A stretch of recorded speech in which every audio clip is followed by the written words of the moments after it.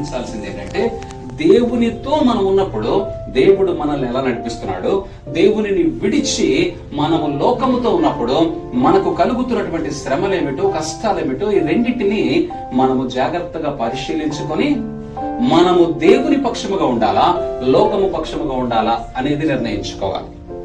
దేవుని పక్షముగా ఉంటే నీకు కలిగినటువంటి మేలేమిటి, లాభమేమిటి, దేవుడు నీ జీవితంలో చేసినటువంటి అద్భుతాలేమిటి, ఆశ్చర్యకార్యాలేమిటి, వీటిని నువ్వు మహిమపరిచే రీతిలో వాటిని నువ్వు సాక్ష్యముగా పలుకుతుండా.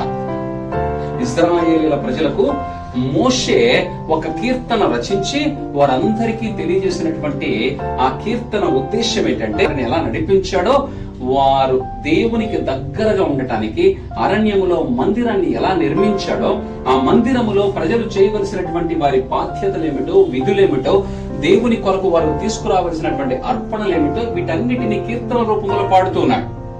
కారణం ఏమిటి? దేవుడు చేసినటువంటి ఆశ్చర్య కార్యాలు వారి తరువాత తరము వారు మరిచిపోకూడదని.